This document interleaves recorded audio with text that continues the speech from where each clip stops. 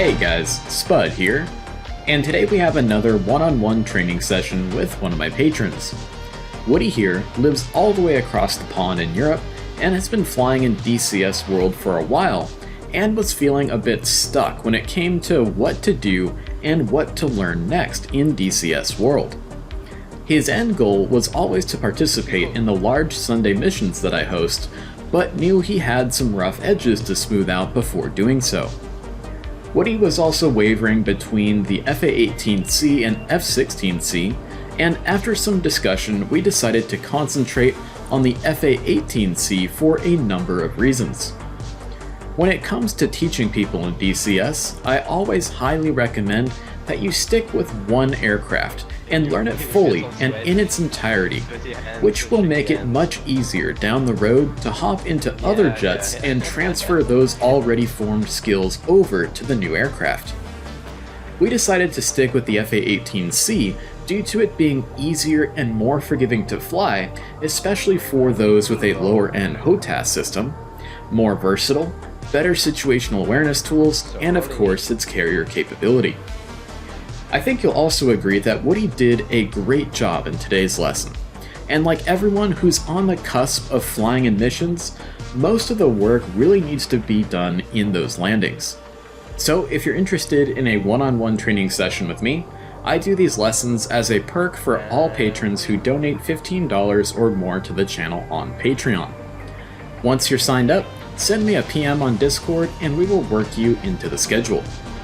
Our sessions together are all about giving you the tools, study materials, and knowledge to be able to practice everything we work on your own or with your friends, so that once you have those skills mastered and are ready to move on to the next set of skills, we can then hop in and work on those together and clean up any rough edges from the previous set, and so on and so forth until we've brought you from zero to hero in your favorite DCS aircraft. So thanks for watching guys, and fly safe out there and enjoy this beautiful game. We'll see you in the next one. I would say Ramat David ground, that's who they are. Spud 1 flight of 2 FA-18s, that's who we are. And where we are is spot 14 and 15 in the eastern shelters. And what we want our taxi clearance. Okay. Yep. So kind of putting that all together, it would sound something like Ramat David ground, Spud 1 flight of 2 F-18s in the eastern shelters, spot 14-15, ready for taxi. And then they would kind of come back and use their own formula and say, Roger, Spud 1 Ramat David ground, taxi runway 33 via Foxtrot, or whatever taxiway they want you to use. And then once you receive instructions, you just want to read those instructions back to them in order to ensure that everybody's on the same page.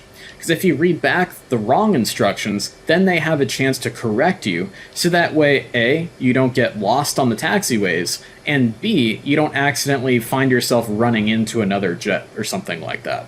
That make sense? Okay. Yep. Cool. I'll play ground here, and why don't you give it a try? Okay. So, Ramat David ground, Woody.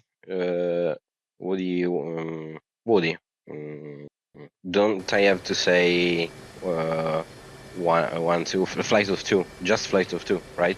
Yeah, you could just, basically, you don't even need to say that really, but it's a good courtesy for the controller to know that, okay, I'm going to see 2 jets taxiing out from that area. Okay. So, Ramat David ground, Woody, flight of 2, F-18. I forgot the formula, but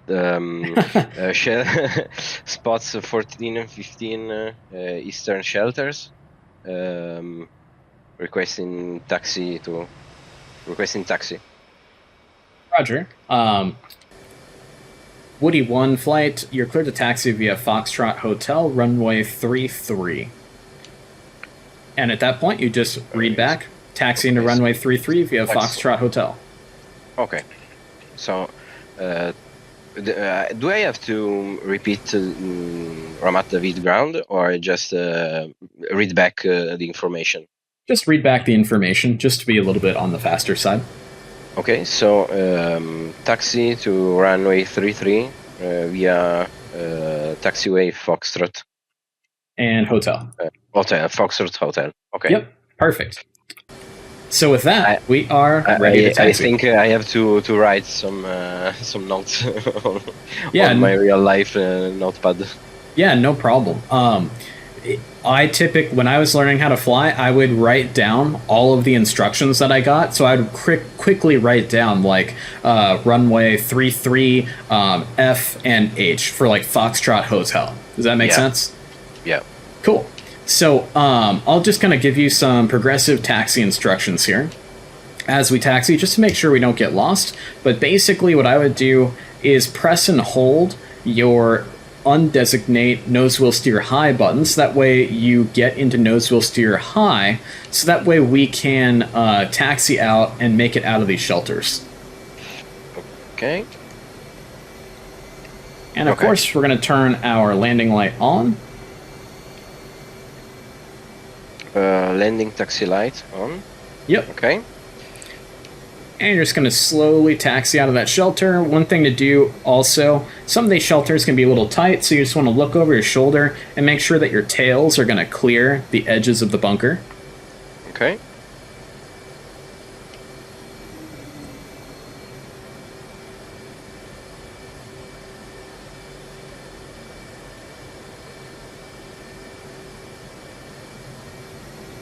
All right, good job. And that high gain nose wheel steering will allow you to make that nice tight turn to get right onto the center line of the taxiway here. And because I'm pointed right up your butt here, just as a nice courtesy, I'm going to turn my taxi light off. Okay. And we're going to make a right-hand turn onto taxiway Foxtrot. Okay, so on the HSI, to the right of my plane symbol, I read 2G. Yep. So it's 2 knots ground speed. Exactly. That's exactly what that means. So the taxiing speed, what should be?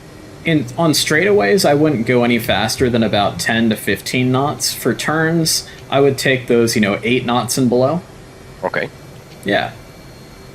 So I'm a little on the slow side now. A little bit. But it's always better to err on the slow side than the fast side, if that makes sense. Okay. Because, and also one thing to note, when we're taxiing is the most dangerous part of any flight. Because, like I said earlier, we're an unstoppable freight train, right? So we always want to have our head up and out of the cockpit looking around to make sure that we don't run into anybody. So if you have to adjust something in your cockpit, you're like, oh man, I forgot to turn on my RWR. Or like, oh man, I got to look at the, the airfield diagram because I'm getting a little bit lost. Make sure you stop your jet first. Okay.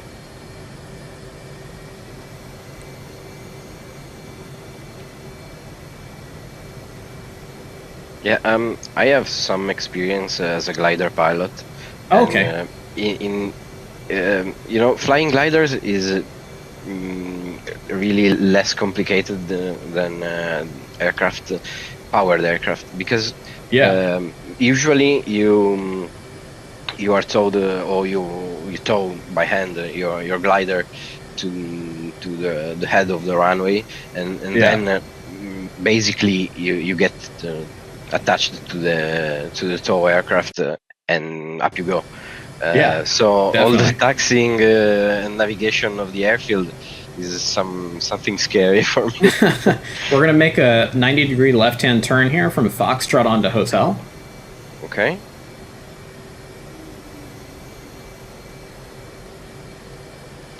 Too early. Do I have to stay on the center line even in the bends, or? For the bends or turns, you don't necessarily have to stay directly on it, but it's always a good idea to stay close to it, because that's going to make sure that you don't, say, get stuck in the mud or something like that. Okay. And we're going to make a right turn onto Hotel here.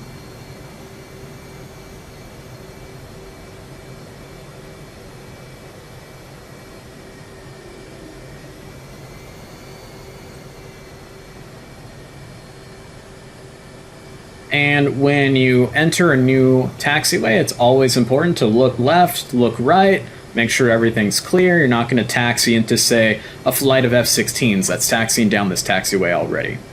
Okay. And now we're paralleling runway 33, and we're just going to take this taxiway all the way to the end here. We're going to make a left-hand turn, and then we're going to hold short of runway 33. Okay.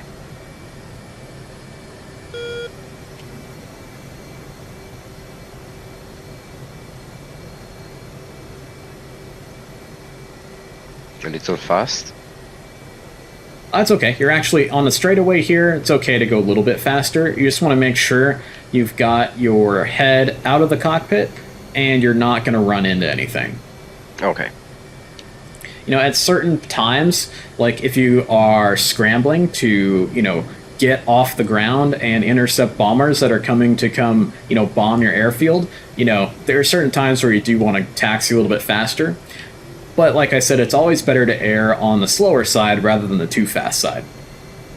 Okay. I mean, I think there is also a risk of tipping over. Yeah. With a tricycle landing gear. Exactly. In the F-18, it's less likely to happen. In the F-16, it is far, far more likely to happen. Because in the F-16 has a very teeny tiny wheelbase, so it's very easy to tip that aircraft over. So you are very much correct about that. Okay. And we're going to make a left-hand turn onto Delta here, and we're going to hold short of 33. Roger.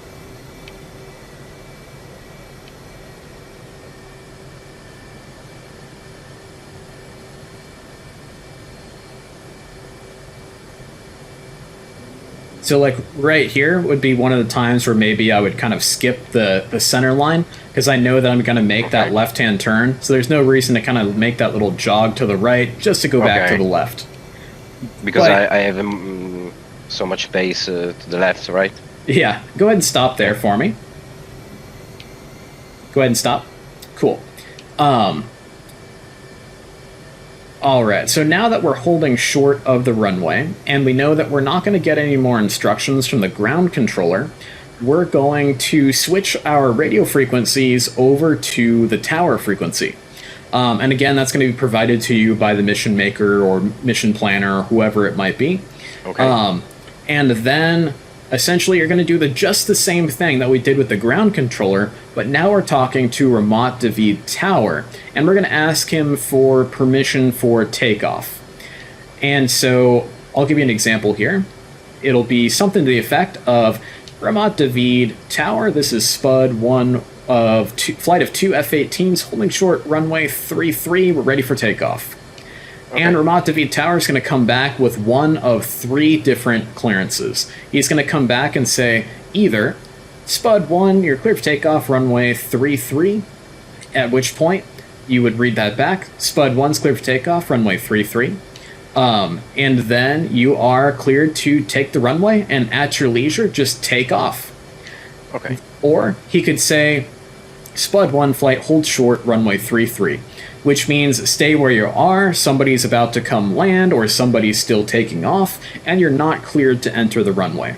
Or maybe there's a services truck that is going down the runway making sure there's no thawed on the runway, and he doesn't want you to run into that truck.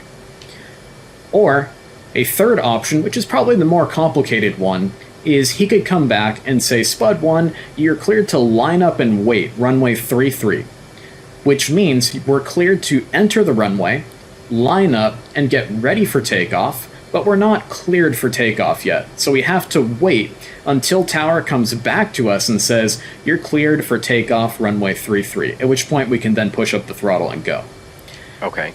The reason for that third clearance type is just for runway efficiency, so that way a controller can get more aircraft onto the runway faster. So that way if somebody lands and they're still rolling out, the next set of jets can get out there and be ready to go, or if somebody's still on their takeoff roll, the next set of jets are ready to go right behind them.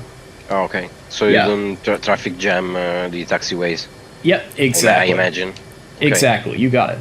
So, let's have you try and practice. I'll play Ramat David Tower for you. Okay, so Ramat David Tower, Woody, flight of 2 F-18, holding short, runway 33. Roger, Woody 1 flight, you're cleared to line up and wait, runway 33. Line up and wait, runway 33. Perfect. Good to go. And also throw your call sign in there so that way he knows the right person got the clearance. So Woody, line up and wait, runway 33. You got it. Perfect. Okay. So what we'll do for today is we're going to practice a formation takeoff. So I'm going to have you line up on the middle of the left half of the runway, and I'm going to line up in the middle of the right half of the runway. Sound good? Sounds good. Awesome. For today's takeoff, we're going to climb up to 15,000 feet, and we're going to fly towards waypoint 1. Stone, you ready? Let's go ahead and line up on the runway.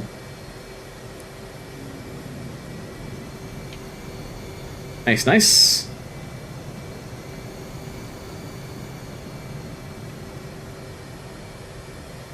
And now that my nose is not pointed at you anymore, I'm going to turn my landing light on, and we'll make sure to get your ejection seat arming handle as well.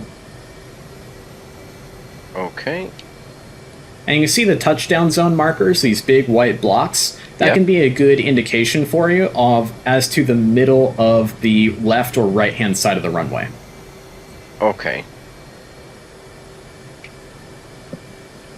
And then what I'm going to do as the wingman is I'm going to line up right where your sidewinder touches your canopy. All right.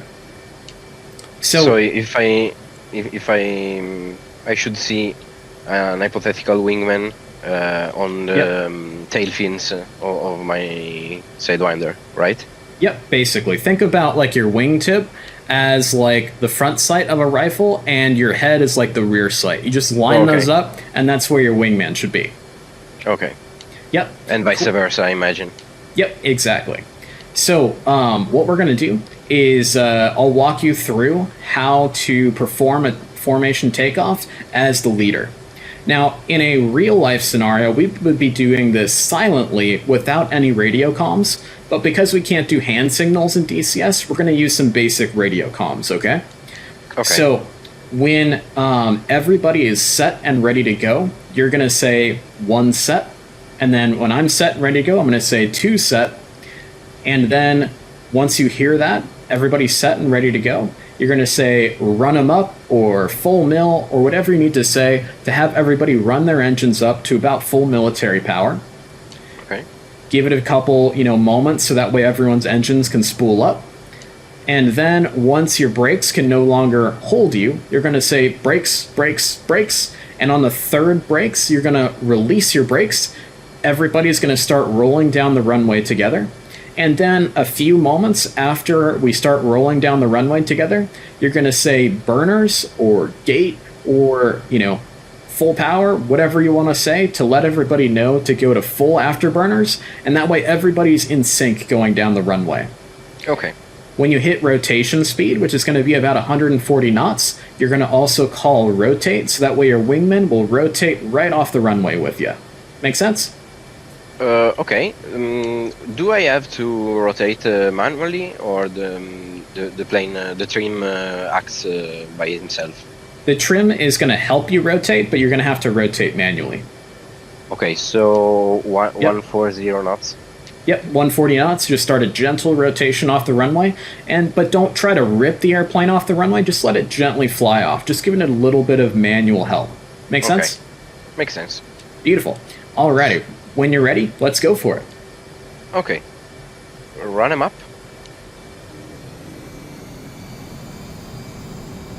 Brakes, brakes, brakes. And burners.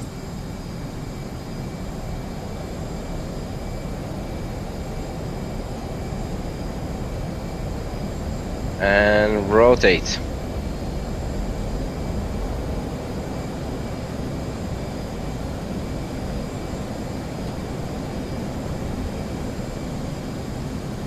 So and make sure you get those gear up. Oh, yep. At what speed should I go out of burners? More or less, you know, as soon as you're off the runway, just to save gas. Okay. We always want to be careful on overusing the afterburners, just so that way we can save as much gas as possible. And if you're leading a formation like you are today, we always want to think about giving our wingmen something to work with, right? So if we're going to be speeding up, we may not want to use full afterburner as the leader, so that way our wingmen can still use full afterburner to keep up with us. Or if we are decelerating, we may not want to go like full idle, just a little bit above idle, so that way our wingmen have a little something to work with to make sure they don't go blasting past us. Does that make any sense? Yeah, perfectly. Perfect. And so right now, I'm just really trying to work on lining up your Sidewinder with your little pilot head in the cockpit to hold the perfect formation. Okay. And there's So 350 knots. 350 is right? Yep, that's what we want. And we're just going to keep climbing up to 15,000.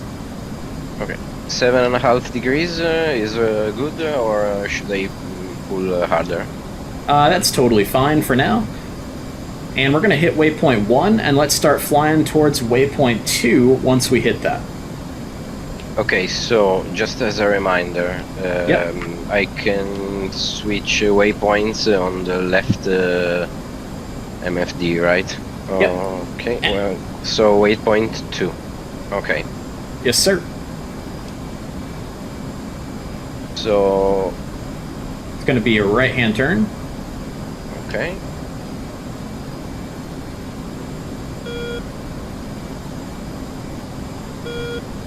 And just remember, fighter jets climb real fast, much faster than your glider, so just keep an eye on that altitude, and let's see if we can nail 15,000. Okay.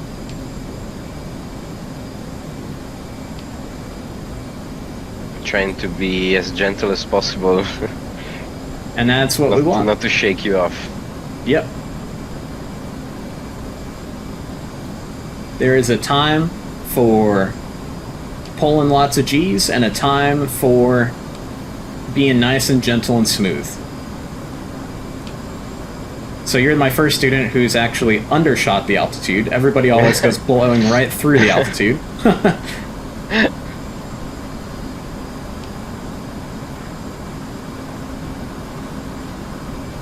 Well, maybe having seen all your videos may have played some part in this. And just make sure you keep an eye on your airspeed. Yeah, I'm fast. Yep. Which brings us to the magic of ATC in the F-18. Yeah. So, since the ATC works on Mach number, Yes. What is the sweet spot to hit ATC when I'm climbing? You know, it really depends. You know, typically I will completely hand fly the aircraft manually until I'm in like a cruise configuration. At which point then I'll swap it over. If for whatever reason I'm leading a flight of jets and my speed is all over the place, I'll kick it on a little earlier than that. But, you know, usually the automatic flight options available to you in the jet are going to be more for cruise than anything else. Okay. Yeah. So I'm currently Mach 0.66. Should I speed a little up? Yeah, let's go for 350 indicated, and that should give us, I think, about Mach 0.7. And then I can hit ATC, right? Yep, exactly. And have you played around with the autopilot at all on the F-18? Somewhat. Okay. Trying to line up for JDAMs with TGP. Gotcha. I used mostly barometric altitude hold, and I tried to use couple mod, but I'm not as good as of now by doing a flight plan. So I flew mostly by eye with my targets. No problem. Let's go ahead and have you throw on barometric altitude hold mode and coupled mode on the autopilot. But first, let's make sure you select waypoint 3, which should be at a heading of roughly about 042. Okay. So waypoint 3. Yep. A/P and B alt. You got it. And always make sure you turn on B alt first before you hit the coupled mode on the autopilot. Okay. So now I don't have my fifth column. So let's pause it real quick so I can explain what's going on here. Okay. So right now, your jet doesn't know what you want for navigation. It's displaying everything for you, but it doesn't know that you want to navigate via waypoints. The way that we tell it to is to box WIPT in the top right of the HSI. Do you see that? Yep. Perfect. And then that's also going to give you steering cues up on the heading tape of your HUD, which is really, really helpful. So we'll make sure that we get that boxed. Coupled mode will pop up because your jet will now be like, okay, cool, he wants to navigate via waypoints. And you'll get that awesome little bug on your heading tape on your HUD to allow you to navigate a lot easier. Okay. Sound good? That is exactly what I was looking for, and I couldn't see it. Yep. All these little things, right?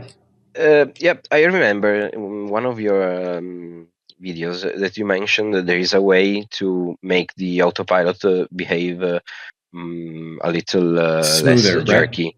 Yeah, yep, absolutely. Let's get everything turned on, and then we'll talk about that for you. Okay. Okay. All right. Here Sorry we go. if I often ask you questions, but it's all good, man. There's no reason to apologize. It's all a learning experience. You know, you don't know until you know, right? So it's all good. Okay. All right. So let's get waypoint boxed, coupled mode turned on, and once you turn it on, you're gonna go whack and go right to that 042 heading. Okay. So get that guy turned on. There we go. And now you're heading on towards waypoint 3. And I was watching your screen, that's why I squirted it out way acute out in front of you on the formation. Okay. So now, if we say wanted to make the autopilot a lot less jerky and aggressive, on your HSI page, we want to hit the data button in the top right there. Okay. Then it gives us some options across the top. We want to go to the aircraft options, the A/C button. Okay. Yep, click on that. And then in the second from the top on the left-hand side, right now it says TAC blim for tactical blim. We want to go to nav blim on that option, and the autopilot will be a lot smoother and a lot more gentle for you. Okay. And once that's set, you can go back to the HSI button in the top right to get out of those options. Okay. Yep. Cool, right? Really cool. So that takes care of that for us. So once we are out of the terminal airspace and we're starting to fly out towards bad guy country, I like to, during transit, have my radar page up on my right DDI and my EW page up on my left DDI. Okay, so RDR ATTK, right? Yep, that's it. Okay. And then EW on the left. Yes, sir. Okay. And then something that is optional, but is something that I like to do to give myself as much situational awareness as possible, is I like to box the little HUD button in the bottom right of your EW page. Oh, okay, so I have cues on head-up display about possible threats and well, all emitters, I imagine. Yeah. Exactly. And what that also, I'm just pausing here so that way we can talk without having to worry about flying. That what that also does for you is, let's say you need extra screen real estate. You need to have your targeting pod page up on the left DDI, your radar page up on the right DDI, and your SA page or HSI page up on the MPCD. Well, this allows us to see those RWR threats on our HUD, so that way we don't absolutely have to have our EW page up on the left DDI. Does that make sense? Okay, so I imagine if I am ready to go on a bombing run and a threat appears, I can have a quick queue on the HUD. Yep. And so Yep, exactly. So I don't have to bury my head in the cockpit. Exactly. That's exactly what that's for. And also keep in mind that if you turn your HMD on, those same symbols will be in your HMD field of view as well, which is really, really helpful. Okay. Yeah, so we'll unpause here. And then as we get closer and closer to our target area, we are going to go through what's called our fence checks. And we're essentially going to fence in. And fence is an acronym for the checks we want to do in our cockpit to make sure that our jet is ready to rock and roll for combat. Does that make sense? Yep. Cool. So as we go through these checks, we're going to start with F in fence for fuel. We want to make sure we have enough fuel to engage in combat safely. So right now I've got 12,000 pounds of fuel, so I'm good to go. Okay. Next. Okay. Yeah. So next we're going to go with emitters. So emitters are going to be things like our ECM system. So I'm going to bring my ECM knob to the receive position. And I'm also going to make sure that my radar is turned on and is in the operate position on the radar knob. Okay, so... radar knob's going to be back by your right hip. Yeah. Sensor, radar, operate. Okay. Perfect. Then N for navigation. We're going to make sure we're navigating to the right position to be able to fight effectively, right? Because if we can't find our target, then we can't do anything. So with that, we are going to make sure that we're navigating to the right waypoint or the correct TACAN station or whatever we need to be doing. So we've got that set. We're flying towards waypoint 3 at the moment, and once we pass waypoint 3, we're just going to fly to waypoint 4. Okay. C is for countermeasures. We're going to make sure that our chaff and flare dispensers, as well as our ECM, are ready to rock and roll. For today, I'm just going to throw my dispenser switch to the bypass position. Okay. So, if I understand correctly, in on, my countermeasures are dispensed automatically by the systems. And in bypass, I have to manually dispense chaff and flares, right? Sort of. So in bypass, your chaff and flare buttons, your chaff button will release 1 bundle of chaff, and your flare button will release 2 flares. Okay. In the on position, you are going to fall back to the programs that are set for the chaff and flare dispenser system, which is your ALE47. Okay. So what that is going to do is it's going to default to either the automatic programs, the semi-automatic programs, or the manual programs. Typically, I use the manual programs, but for today, we'll just use bypass in case we have to drop any chaff and flares, okay? Okay. Then the final part of the fence checks is going to be employment, which is making sure that we have our weapons set up and our master arm switch in the arm position. So for our weapons setup, we're going to go to our stores page. We're going to select our 83Bs. For our mode, we're going to select CCIP. I'll go ahead and select waypoint 4 for me. Okay. That was my question. The question I was trying to ask you. Okay, so for the weapons menu, I use my right MFD, right? Typically, you want that on your left MFD, but there's no rhyme or reason as to what screen you have on any MFD. It's totally up to you as the pilot. There's Okay. nothing in the NATOPS manual that says you must have this screen on at each interval of the flight. Okay. So, stores page. Okay. Yep. And then 83 Bravo. Yep, you got it. So that's selecting our Mark 83s. For the mode, the delivery mode, we're going to go with CCIP for today. So mode and CCIP. Perfect. For the mechanical fuse, we're going to set instant. Oh, I'm sorry. For the mechanical fuse, we're going to set N/T for nose and tail. Okay. And once that's set, and you have your master arm switch in the arm position, you are now fenced in, except for our external lights. E is also for external lights, so we'll turn our external lights off. Okay. And I believe by default in the keyboard settings, you should hit L, and that'll turn your external lights off. Okay. Okay, right. Beautiful. You got it. And now we're fenced in. Once you've completed your fence checks, basically we can then radio to our wingman. You would say one's fenced in, and you'd give your fuel state. So you'd say like one's fenced in 11.4, or whatever your fuel state is. And then I would say Roger, two's fenced in 11.5, or however much fuel I've got. Sound good? Okay. Sounds good. Okay.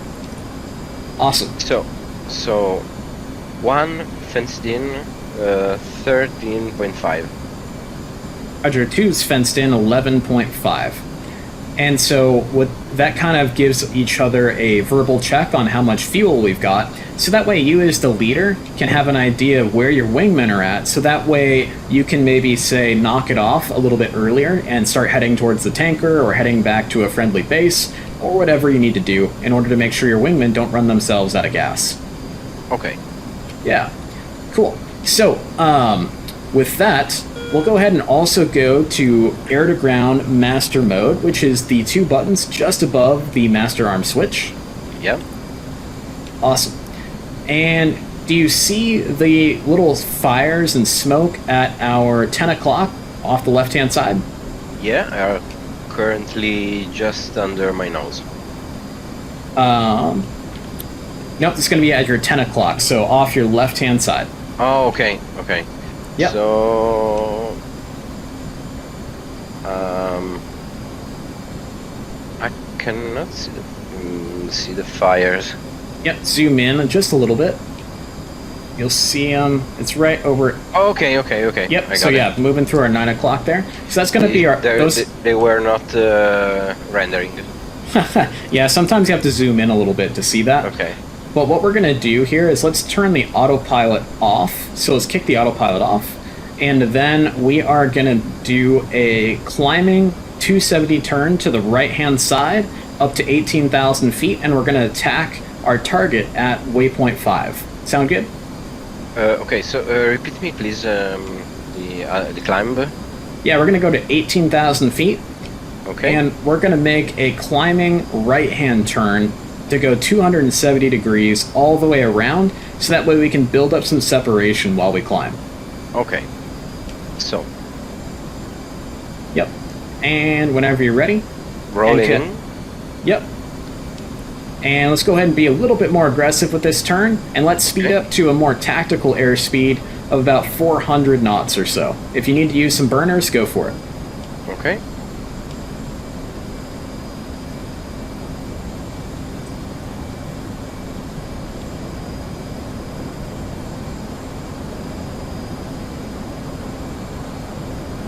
And in my videos, have you seen what a roll-in maneuver looks like? Yeah, I tried to practice on my own. Okay. So what we'll do then is I will just kind of follow you through the maneuver and see how you do with it, and then we'll work from there. Okay. So make sure you have waypoint 5 selected, and that way you'll have some SA on where the target is. Okay. So one thing maybe I have missed it, but yeah, or I couldn't get. But for the rolling maneuver, how much offset should I have on my heading for the target? Well, it's hard to kind of come up with an actual number for you, but somewhere around 5 to 7 degrees to the left or the right-hand side of the target. But really, you want the target to kind of be right along the left or right edge of your canopy. So that way you can see it, but you're tucked in nice and close to it. So that way your dive angle is going to be nice and steep. That make sense? Okay. Okay. Yep. That's what we're looking for.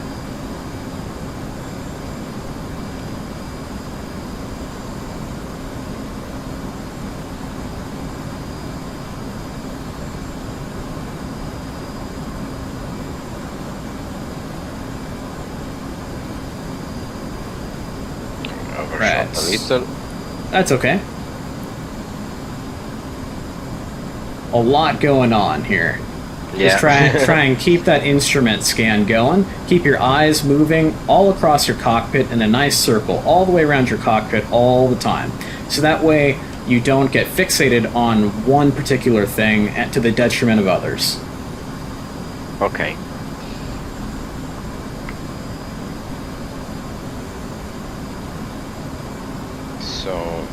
So see the big fire right off the nose?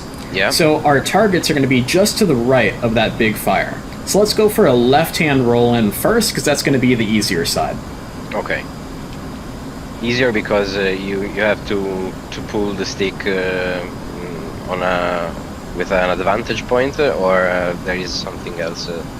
So naturally, because you're flying with your right hand on the stick, it's easier for you to roll to the left-hand side, just physically. Yeah. Okay. And you can be a little bit more precise that way, because you're pushing with your elbow rather than pulling with your elbow. Okay.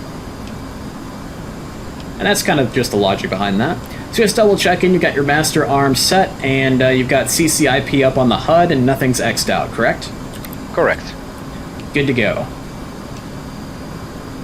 Uh-oh, looks like we got a little cloud here. Yeah. Cool, so you see, starting to see the apron area on the airfield down there.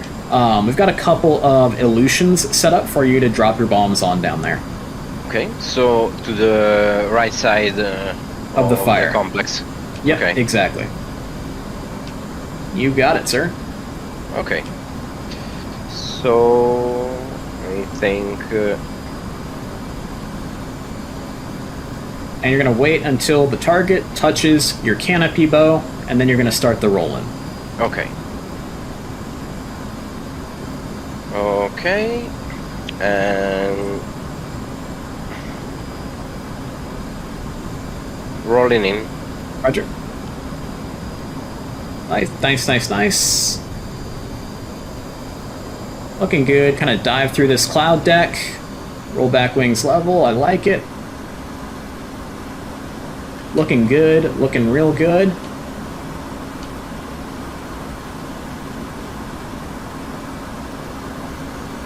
Okay.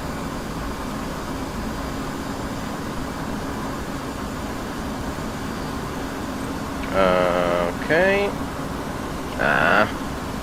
And go ahead and pull off at this point. So I was just kind of...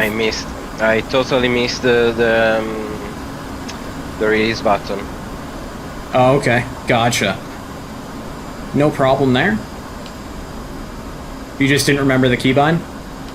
No. I just missed it on the stick physically.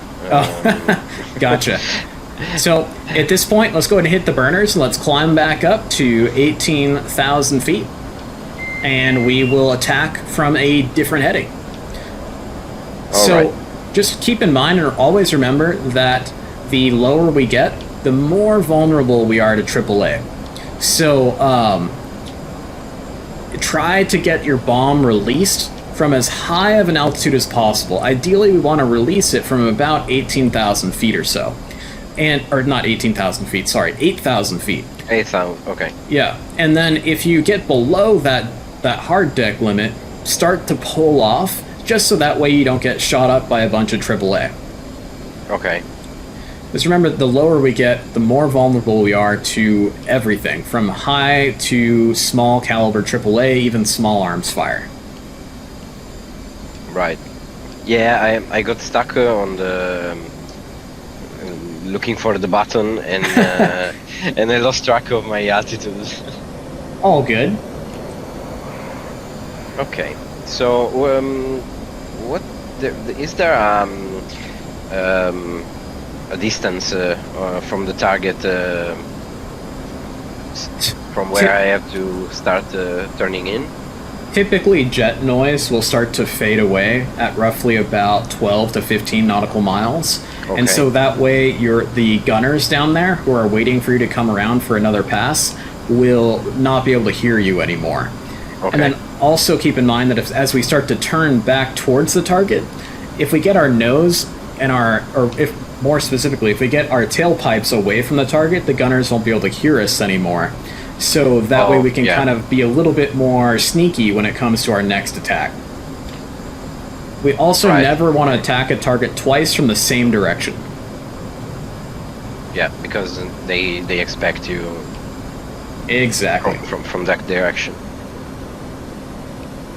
And also keep an eye on your airspeed. We want to stay nice and fast, nice and tactical airspeed, just so that way we've got plenty of smash to work with. If, say, a MiG were to jump on your 6 o'clock right now, or a SAM pops up and takes a shot at you. Okay. So I retain some energy. Yep. Okay. And you see the target? Yep. Perfect. Alright, let's attack it.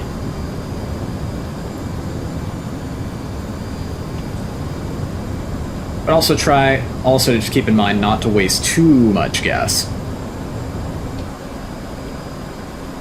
Yeah, absolutely. Unfortunately, F-18 is just not a very fast jet. So we just have to kind of work with what we've got a little bit. Just trying to get you in that mindset of when you're in combat, try to stay fast. Don't get yourself down to like 250 knots or something. Okay.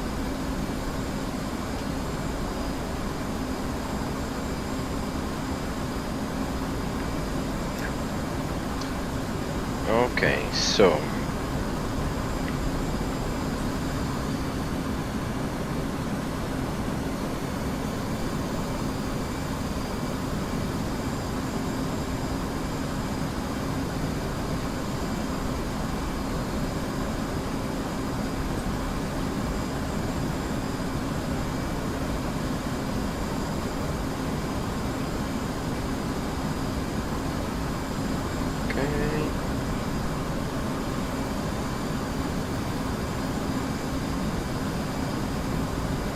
okay, rolling in.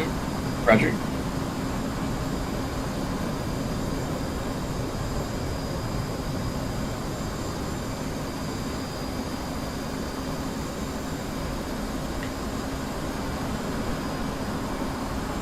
Looking good. I like the dive angle. Try to get that fall line right onto your target, and then wait for the pipper to cross the target and press the pickle button.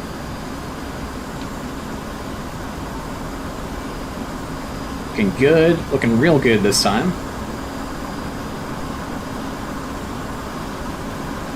Pickle. Roger. Good job. Good job. Now pull off. Everybody down here that you just dropped bombs on wants to kill you, so let's get away from them. Good job. I like the turn. Now let's get that nose up and get back up to altitude. Use all that energy that we just gained in the dive to get back up. Nice, nice.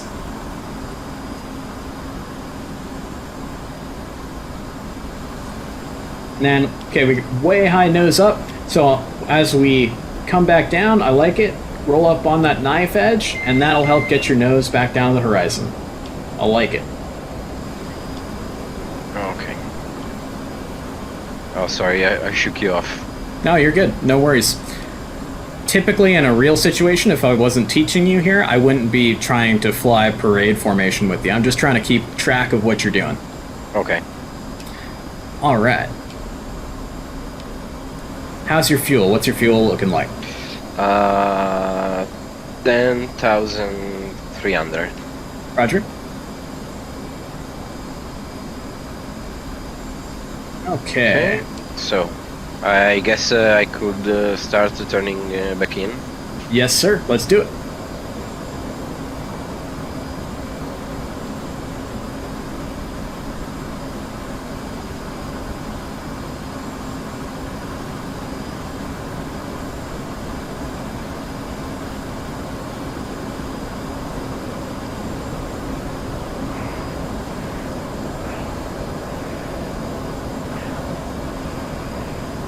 Great job. Really good job retaining airspeed this time. And see how you're not using burners as much either? Yeah. Perfect.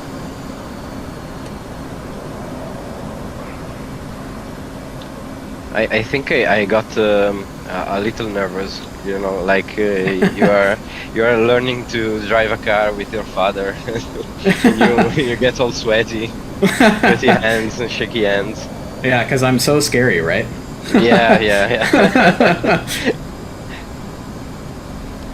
Oh man, really good job reattacking from yet another direction. That's fantastic. Okay, I'm a little low. A little low. Let's work with it and see what you can do. Okay, so rolling in.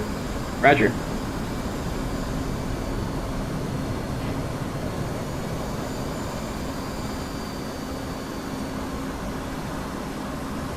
Really good. Good job. Good job.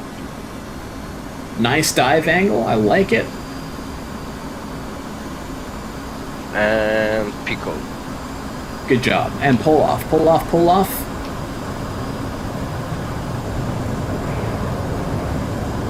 Good job. Get back up to altitude. And by my count, I think you've got one more bomb? Yeah. Perfect.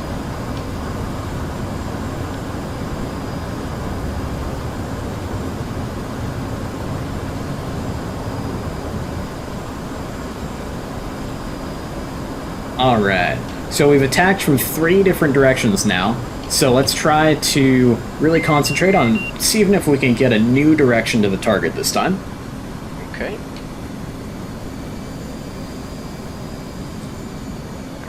Shoot them way up high. That's okay. It's better to be high than low, right? Yeah. Alright. So, we'll just head on out here and we'll reattack with our last bombing run and we'll be good to go.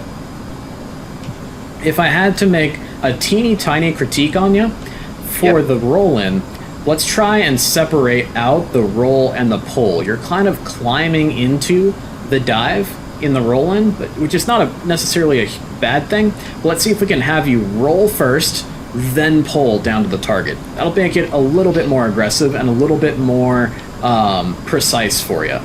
Okay. Yeah, I think it's muscular memory. Yeah. From maneuvers like 1G barrel roll. And, yeah. Absolutely.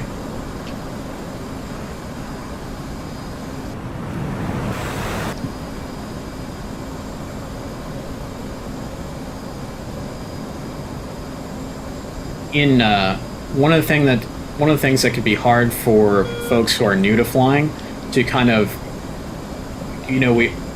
get back into their head once we tell them like, oh, you got to use roll and pitch all at the same time, right? Is in jets and when you're going fast or when you're doing specific aerobatic maneuvers, there are certain maneuvers that require a separation of the roll and the pull, if that makes any sense. Okay. So we're gonna roll first this time, then we'll pull our nose down to the dirt. One other thing, is it okay to invert, or you should be more like a knife edge and let the jet fall, then... For this one, we need to be a little bit more aggressive, right? It's invert, pull your nose down to the dirt, then roll back wings level. We want to be as aggressive and unpredictable as possible for this to throw off those gunners. Okay, so... Just check your burners here. Oops. Just trying to save you gas so we don't run out of gas here. Okay, rolling in. Roger. There we go. That's beautiful. That's exactly what we want to see. Nice and aggressive, nice and quick. Roll, then pull. I like it. Alright, and now we're heading downhill.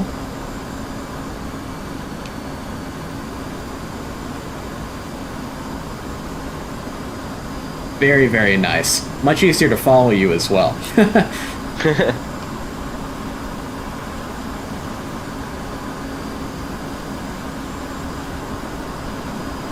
Okay. And pickle. Nice job. We got a little bit low on that delivery, but I like the rolling a lot better, for sure. I think I rolled in a little early. Yeah, a little bit.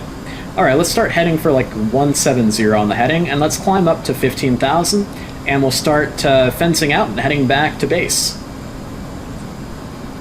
Okay, so 170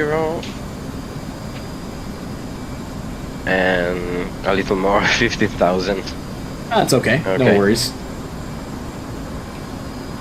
The good thing is fighter jets will usually operate in what's called block altitudes, where instead of flying, at a very specific altitude, you'll get like a block to fly in between, say, like 17,000 and 19,000 or something like that.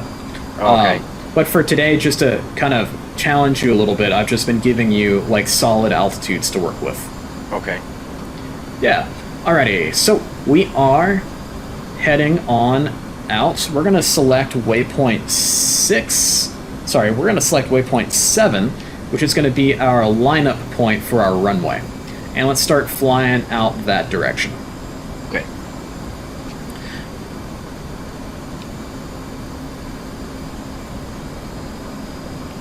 And we're kind of still in bad guy territory. How much fuel do you have left? 8,500. Okay, perfect.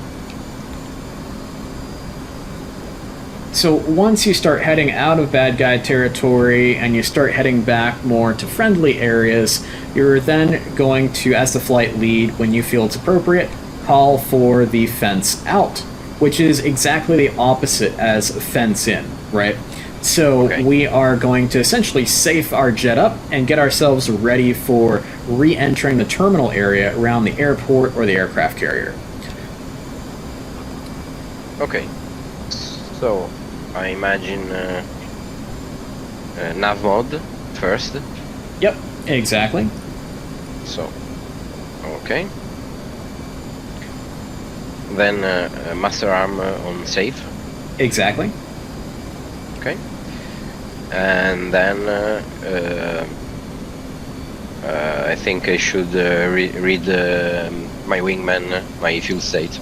Yeah. Or ask my wingman, by the way. Because I think wingman use up more fuel than lead, right? Yep. And also make sure that your external lights are back on. Okay.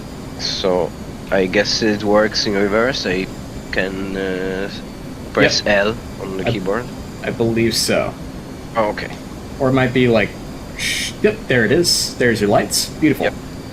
Cool. So once we are fenced out, you're going to make the same radio call that you did on the fence in. So you'll be like, one's fenced out, state 5.6, or whatever your fuel state is. So, 1 fenced out, fuel 8,300. Roger. 2's fenced out, 5.7. Okay. And let's go ahead and start flying towards waypoint 7. Okay. Oh, shit. I missed it. You're all good.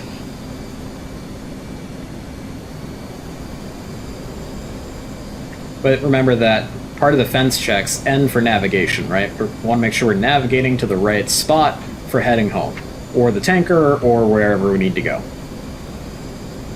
Okay. How are you with landings so far? I mean, I can put the plane down. Okay. All in one piece. Okay, well that's half the battle. No, I practice straight ins and I tried some overhead brakes. Mainly because some time ago on the Wolfpack server, I flew with some guys that tried to teach me how to put down the 18 on the carrier deck. Okay, And, gotcha. I got several deck landings also, so I am not really precise on the on speed, but yeah. Okay. I mean, gotcha. I can make it work. Okay, no worries. Well, would you like to do a overhead or a straight-in approach for today? I prefer overhead chair. Okay. Overhead brake. Awesome. Let's do it. So I'm going to play ATC for you. So I'm going to essentially give you vectors to a landing, just like you would get in one of the big missions. Okay. Okay. But before we do that, because we got a little bit of time, do you know how to selectively jettison stores off of your aircraft? No. Okay. I mean, I think, but I don't really get how to work with the rotary switch. Okay, no worries. So let's have you get rid of your external tanks. And so the way that we're going to do that is, you see the row of little black buttons to the left of your IFE? Yeah. Cool. So those all represent your hard points on your aircraft. So you currently have fuel tanks on your left inner, right inner, and center line stations. So we're going to press the buttons for center, RI, and LI to select those stations. Okay. And then we're going to go to the select jettison button, which is the big red jet button. And we're going to take the silver collar and we're going to rotate it to the right all the way to the stores position. Okay. Then, once we have that, we need to go master arm on. Okay.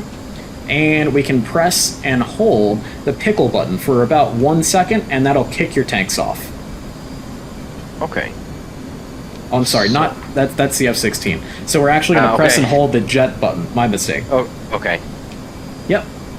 And there they go. There goes your tanks. Fantastic. Yeah. So that's how you do it. Sometimes when I'm fencing in, I'll actually select the stations I have fuel tanks on, so that way I can get rid of them in a hurry if I need to, without having to press the emergency jettison button and jettison everything, including my weapons. Okay. It's also good to remember that you don't just want to jettison your external tanks kind of willy-nilly, right? So in real life, pilots want to bring those tanks back because a squadron doesn't have, an unlimited supply of those. And those fuel tanks, because they're basically just like metal bubbles, they can get picked up by the jet stream and get carried hundreds of miles through the jet stream winds and land on like totally innocent people. So we want to be careful with that, if you're wanting to fly realistic, that is. But for today, now we've got a very clean Hornet. That'll be perfect for landing practice. So make sure you get your master arm back to safe. Make sure we're fully fenced out. Okay. Alright. So at this point, I'm going to start playing ATC controller. So I'm going to take a look at the F10 map and see where we're at. Alright, that's looking good. I'm going to set us up for a nice, good initial. So I'm going to say Spud 1 flight from Ramat David approach, turn left heading 235, descend and maintain 6,000. Okay, so I can read back Yep. Woody, flight of 2 F-18s. I just forgot 235. Left 235, descend and maintain 6,000. 6,000. Bingo. Okay. Bingo. So try another time. Yep. Let's start heading that direction, though, just so that way we can start setting up. Okay, and let's start coming on down. So, Woody, flight of 2. Flight of 2, F-18. Turning for 235. Descending and maintaining 6,000. Yep, perfect. Okay. And now let's see if you can descend and slow down at the same time. So, Woody 1 flight, maintain 350 knots. Woody flight of 2, maintain 350 knots. So when you're up in the air already, the air traffic controller doesn't care how many jets you are. Ah, okay. Yep. It's just like a IM-1. Yep, because the air traffic controller is actually controlling a formation of fighter jets as one aircraft. Okay. And that's because we can fly close together. Okay.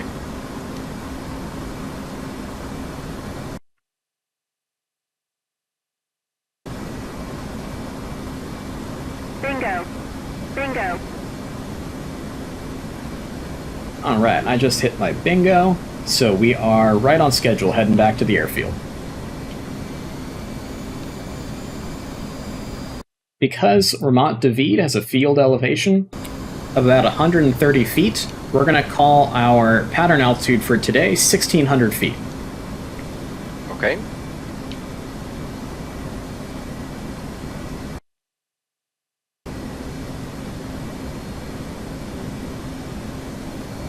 Woody 1 flight, Ramat David approach.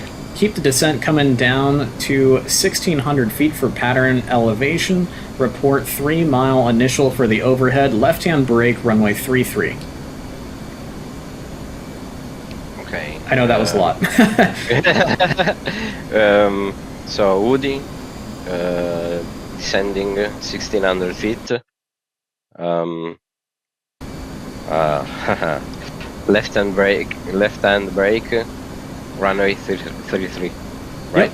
Yep, exactly. And Woody flight, come right, heading 250. So, I'll go ahead and fly the overhead to runway 33, the same runway that we took off on. Okay. And so, Ramat David is about 130 feet of field elevation.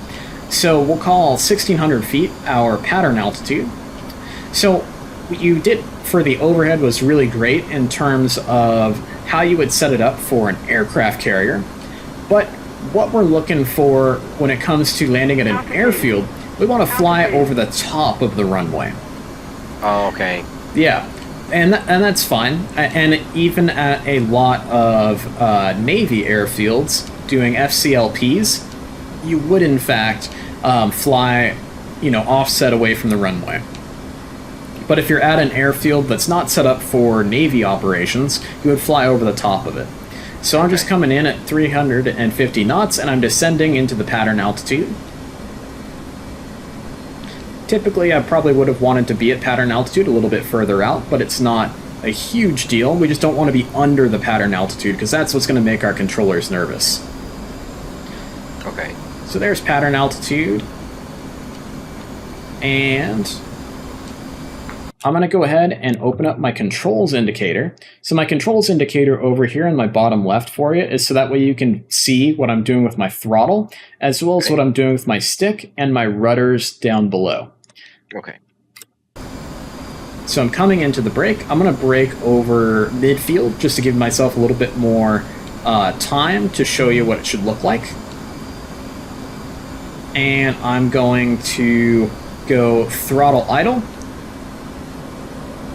boards out, and I'm going to pull on my stick to match my G's to my indicated airspeed.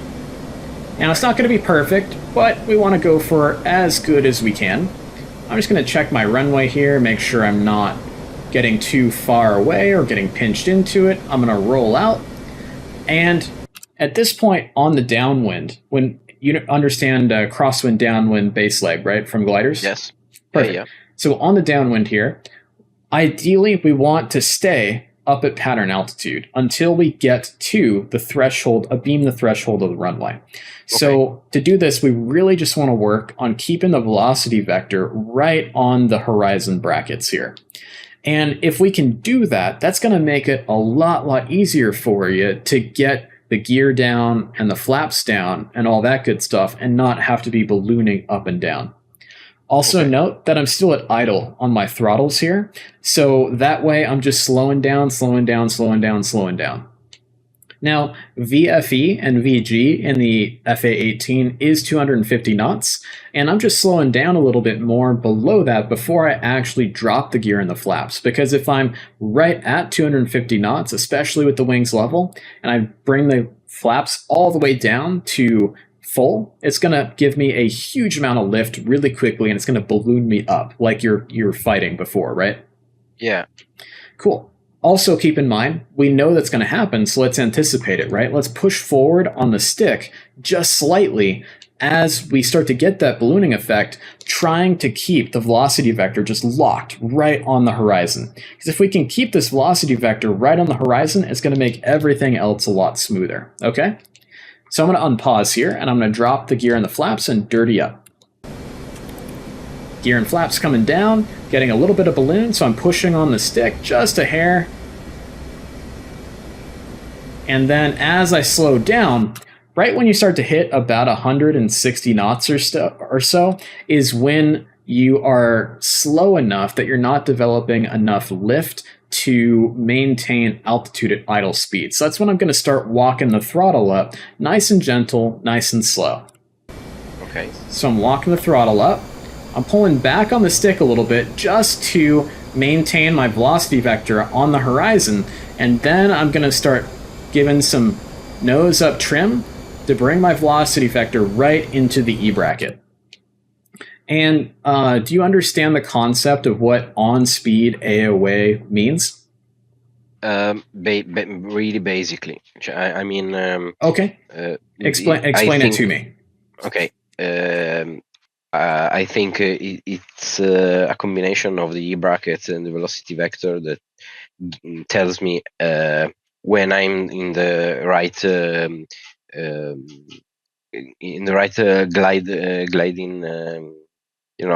right. gliding angle to the runway. I gotcha. think. Yeah. Okay. So you're pretty close, and yes, it is definitely a relationship between our AOA indexer and our velocity vector here. But the concept of on-speed AOA is essentially the perfect speed for your aircraft's altitude and weight and air density to be at the right angle of attack, the perfect angle of attack for landing. Now, in an airliner or in a civilian aircraft, this would be called VREF or V reference speed, the perfect speed for landing based off of your aircraft's weight and environmentals. Also, it's important to note that VREF or on-speed AOA can be different depending on the weight of your aircraft or the environmentals that are around you. So a lot of people will say, oh, we were supposed to land the F-18 in DCS at 140 knots. Well, that's not necessarily true. If you try to do an emergency landing in an F-18 with full fuel and full weapons, your orange donut here in the middle of your E bracket is going to be somewhere around 160 to 180 knots. But with us today being nice and light, low on fuel, nice and clean wings, no drag, our on-speed AOA or VREF is going to be right at about 140 knots. And if you're really, really light, you got not much gas at all, then it might be as low as 135 knots. So what that means is don't worry about your speed for landing the Hornet. Your speed doesn't matter. All that matters is this orange donut here and your velocity vector in the middle of the E bracket. Does that make sense? Okay. So that actually makes it a heck of a lot easier because you don't have to memorize a speed. You just go for, cool, I see orange donut, I'm good to go. Let's land. And why this is important in the Hornet is because we have that nice little tail hook in the back, right, for engaging the wires on an aircraft carrier. So if we aren't on speed AOA and not at that correct VREF speed for our aircraft's weight, our hook might not be in the right position to grab those wires. Does that make sense? Okay. Yeah, so that's why that orange donut's so important. It also just makes things a lot easier. So if you ever flying gliders again, get an AOA indexer for your glider, and it'll make landing a lot easier. So we're just going to look over our shoulder, and then as we see the runway threshold kind of gets about 45 degrees or so behind the cockpit, we're just going to start making a nice gentle turn right around to the runway. Now, keep in mind that we're now in what's called the region of reverse command once you get to that VREF on speed AOA, airspeed and angle of attack. And you can see here that as I'm banked, my airspeed has gone up, but I'm still in the orange donut. See that? Okay. So that also shows you that it's simply just a relationship between angle of attack and the speed and the weight of the aircraft and how much lift you need to support that aircraft. So if I'm banked, I'm going to need more speed in order to retain the same angle of attack. So that's why I'm sped up to 156 knots while still being inside the orange donut. Does that make sense? Okay. Okay. And you can see my throttle is a lot higher up now than it would be otherwise. So I kind of turned a little bit tight there, but that's an easy fix. We'll just kind of roll out a little bit here.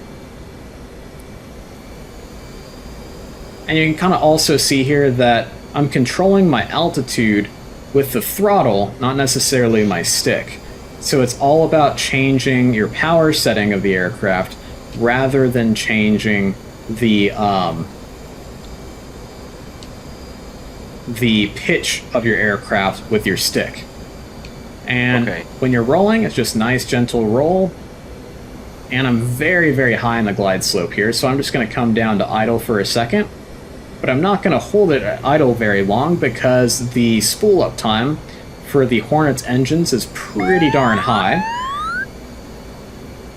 And as I'm coming down to the runway here, I'm just going to start bringing up the power a little bit more and use my thrust to cushion the landing as opposed to a flare like in the F-16.